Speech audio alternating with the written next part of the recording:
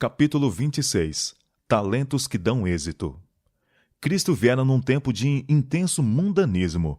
Os homens tinham subordinado o eterno ao temporal, as exigências do futuro aos afazeres do presente. Tomavam fantasias em lugar de realidade e realidades por fantasias. Não viam pela fé um mundo invisível. Satanás apresentava-lhes as coisas desta vida como todo atrativas e todo absorventes, e eles davam ouvidos às suas tentações. Cristo veio para mudar esta ordem de coisas. Procurou quebrar o encanto pelo qual os homens estavam apaixonados e enredados. Em seus ensinos procurava ajustar as exigências do céu e da terra e dirigir os pensamentos do homem do presente para o porvir. Chamava-os da prossecução das coisas seculares para fazer provisão para a eternidade. Havia um certo homem rico, disse, o qual tinha um mordomo, e este foi acusado perante ele de dissipar os seus bens. O rico depositara todas as suas posses na mão deste servo, porém o servo era infiel, e o patrão foi convencido de que era defraudado sistematicamente. Determinou não mais tê-lo a seu serviço e procedeu a uma investigação de suas contas. Que é isto que ouço de ti? Disse. Dá contas da tua mordomia, porque já não poderá ser mais meu mordomo. Com a perspectiva da demissão, o mordomo viu 3 caminhos abertos à sua escolha. Precisava trabalhar, mendigar ou morrer de fome. E disse consigo mesmo: que farei, pois o meu senhor me tira a mordomia? Cavar não posso, de mendigar tenho vergonha. Eu sei o que hei de fazer, para que quando for desapossado da mordomia, me recebam em suas casas. E chamando a si cada um dos devedores do seu senhor, disse ao primeiro: quanto deves ao meu senhor? E ele respondeu: 100 medidas de azeite. E disse-lhe: toma a tua obrigação, e assentando-te já, escreve 50. Disse, pois, ao outro: e tu, quanto deves? E ele respondeu: 100 alqueire de trigo. E disse-lhe: toma a tua obrigação, e escreve 80. O servo infiel tornou a outros participantes de sua desonestidade. Defraudou o seu patrão para lhe ser útil, e aceitando este favor, colocavam-se sobre a obrigação de recebê-lo como amigo em suas casas. E louvou aquele senhor o injusto mordomo por haver procedido prudentemente. O homem mundano louvou a sagacidade daquele que o defraudara. O elogio do rico não era, porém, o elogio de Deus. Cristo não louvou o mordomo injusto, mas usou de uma ocorrência notória para ilustrar a lição que desejava dar. Granjeai amigos com as riquezas da injustiça, disse, para que quando estas vos faltarem, vos recebam eles nos tabernáculos eternos. O Salvador foi censurado pelos fariseus por misturar-se com os publicanos e pecadores, mas seu interesse neles não foi diminuído, nem seus esforços por eles cessou. Viu que seu emprego induzia-os à tentação. Estavam rodeados da sedução do mal.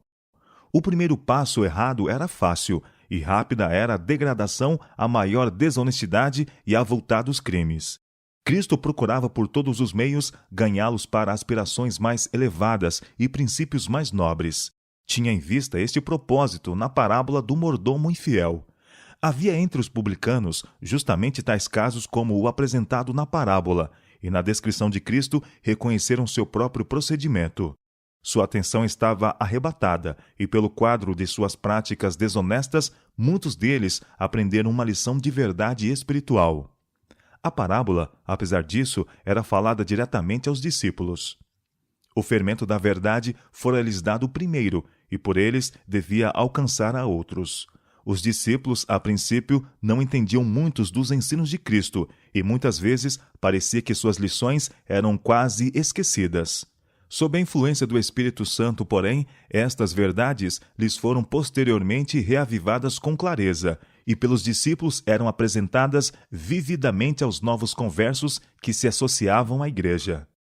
E o Salvador falava também aos fariseus. Não perdia a esperança de que perceberiam o poder de suas palavras. Muitos tinham sido convencidos profundamente, e quando ouvissem a verdade pela inspiração do Espírito Santo, não poucos se tornariam crentes em Cristo. Os fariseus tentaram difamar a Cristo, acusando de misturar-se com os publicanos e pecadores. Agora, ele voltou à condenação contra esses acusadores. A cena conhecida e ocorrida entre os publicanos expôs aos fariseus, representando tanto sua conduta como mostrando a única maneira pela qual poderiam redimir seus erros. Os bens do Senhor tinham sido confiados ao mordomo infiel para propósitos beneficentes, mas ele os usou para si. Assim fora com Israel. Deus escolhera a semente de Abraão. Com braço forte, libertara-os da escravidão do Egito. Fizera-os depositários da verdade sagrada para a bênção do mundo. Confiara-lhes os oráculos vivos para que comunicassem luz aos outros. Mas seus mordomos usaram estas dádivas para se enriquecerem e exaltarem. Os fariseus, cheios de importância e justiça própria, estavam dando má aplicação aos bens emprestados por Deus para usá-los para sua glória. O servo da parábola não fizera provisão para o futuro. Os bens a ele confiados para o benefício de outros, usou-os para si mesmo, porém, pensou só no presente. Quando a mordomia lhe fosse tirada, nada teria que pudesse chamar seu. Mas os bens do Senhor ainda estavam em suas mãos, e resolveu usá-los para precaver-se contra futuras vicissitudes. Para conseguir isto, precisava trabalhar consoante novo plano. Em vez de acumular para si, precisava repartir com outros. Deste modo, poderia assegurar amigos que, quando fosse deposto, o haveriam de receber. O mesmo se dava com os fariseus. A mordomia estava prestes a ser deles tirada, e eram solicitados a prover para o futuro. Somente repartindo as dádivas de Deus na presente vida, poderiam prover para a eternidade. Depois de narrar a parábola, Cristo disse: Os filhos deste mundo são mais prudentes na sua geração do que os filhos da luz. Isto quer dizer que os homens sábios segundo o mundo demonstram mais sabedoria e empenho em servirem-se do que os professos filhos de Deus no serviço para ele. Assim era nos dias de Cristo. Assim é hoje. Considere a vida de muitos que professam ser cristãos. O Senhor os dotou de aptidões, poder e influência. Confiou-lhes recursos para que fossem seus cobreiros no grande plano da redenção. Todos os seus dons devem ser usados para abençoar a humanidade, para aliviar o sofredor e o necessitado. Devemos alimentar o faminto, vestir o nu, cuidar das viúvas, dos órfãos e servir ao aflito e ao abatido. Nunca foi intenção de Deus que houvesse tanta miséria no mundo. Nunca pretendeu que um homem tivesse abundância dos luxos da vida, enquanto os filhos dos outros houvessem de chorar por pão. Os meios supérfluos às necessidades reais da vida são confiados ao homem para o bem e para beneficiar a humanidade. Diz o Senhor: Vendei o que tendes e dai esmolas. Repartam de boa mente e sejam comunicáveis. Quando fizeres convite, chama os pobres, aleijados, mancos e cego. Lucas, capítulo 12, verso 33, 1 Timóteo, capítulo 6, verso 18 e Lucas, capítulo 14, verso 13. Que soltes as ligaduras da impiedade, desfaças as ataduras do jugo, deixes livres os quebrantados e despedaces todo o jugo. Repartas o teu pão com o faminto, recolhas em casa os pobres desterrados. Vendo o nu, o cubras, e fartes a alma aflita. Ide por todo o mundo, pregai o evangelho a toda criatura. Isaías capítulo 58, versos 6, 7 e 8. Marcos capítulo 16, verso 15. Estes são os mandamentos do Senhor. Está o grande corpo de cristãos professando esta obra? Ah, quantos se estão apropriando das dádivas de Deus! Quantos estão comprando uma casa após outra, um terreno após outro? Quantos estão gastando seu dinheiro em prazeres, na satisfação do apetite, em casas, mobílias e vestidos extravagantes? Seus semelhantes são abandonados à miséria e ao crime, à enfermidade e à morte. Multidões estão perecendo sem um olhar de compaixão, sem uma palavra ou ato de simpatia. Os homens são culpados de roubo para com Deus. Seu emprego egoísta dos meios rouba ao Senhor a glória que para ele deveria fluir no alívio da humanidade sofredora e na salvação de almas. Estão dissipando os bens a eles confiados. O Senhor declara: Chegar-me-ei a vós para juízo, e serei uma testemunha veloz contra os que defraudam o jornaleiro e pervertem o direito da viúva e do órfão e do estrangeiro. Roubará o homem a Deus? Todavia vós me roubais, e dizeis: Em que te roubamos? nos dízimos e nas ofertas alçadas. Com maldição sois amaldiçoados, porque me roubais a mim, vós, toda a nação. Eia, pois agora, vós ricos, as vossas riquezas estão apodrecidas, e os vossos vestidos estão comidos da traça. O vosso ouro e a vossa prata se enferrujam, e a sua ferrugem dará testemunho contra vós. Entesourastes para os últimos dias. Deliciosamente vivestes sobre a terra, e vos deleitastes. Eis que o jornal dos trabalhadores, que ceifaram as vossas terras, e que por vós foi diminuído, clama. E os clamores dos que ceifaram entraram nos ouvidos do Senhor dos Exércitos. Malaquias capítulo 3, versos 5, 8 e 9. E Tiago capítulo 5, versos 1 a 5. Será exigido a cada um que restitua os dons a ele confiados. No dia do juízo final, as riquezas acumuladas pelo homem estarão sem valor. Nada tem que possam chamar seu. Aqueles que passam a vida amontoando tesouros mostram menos sabedoria e menos bom senso e cuidado pelo seu bem-estar eterno do que o mordomo infiel quanto ao seu sustento material. Menos sábios que os filhos do mundo, em sua geração, são estes professos filhos da luz.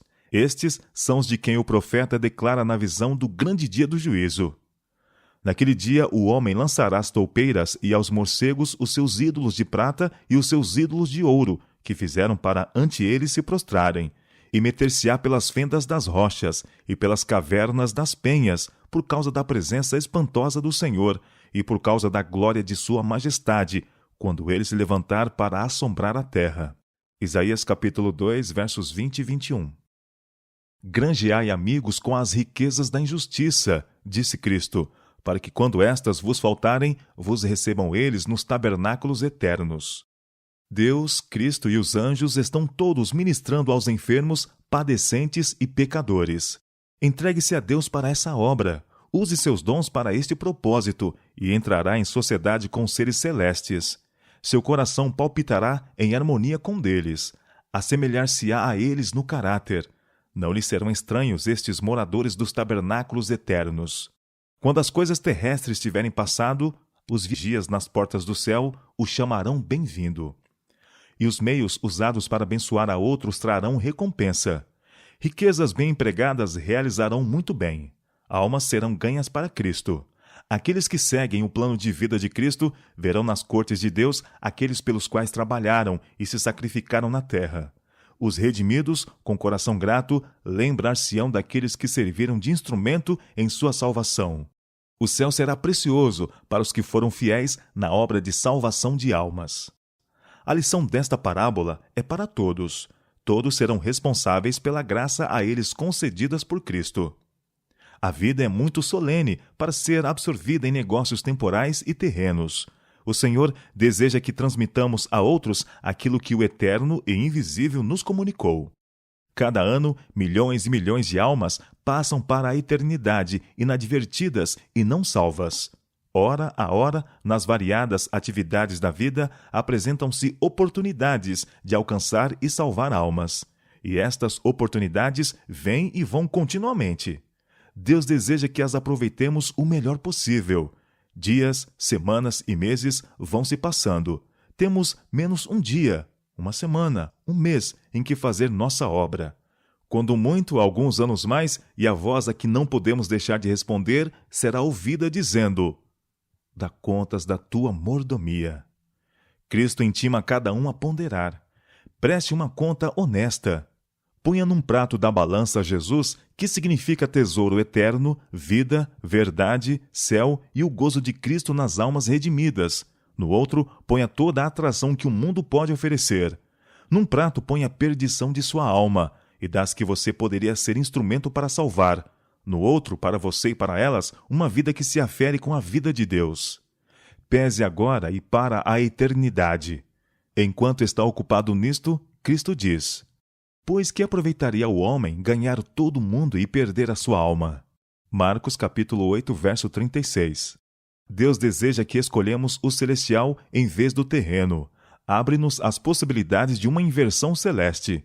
Deseja prover encorajamento para nossas mais elevadas aspirações e segurança para o nosso mais dileto tesouro.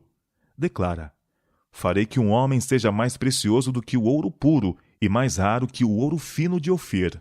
Isaías capítulo 13, verso 12.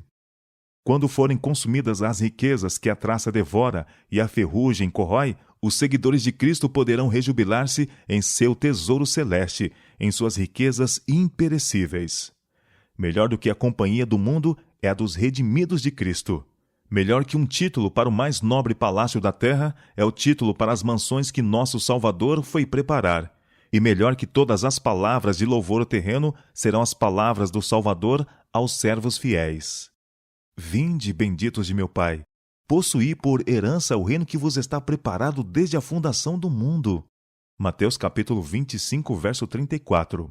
Aos que dissiparam seus bens, Cristo ainda dá oportunidade para se assegurarem as riquezas duradouras. Diz ele: dai e ser-vos-á dado.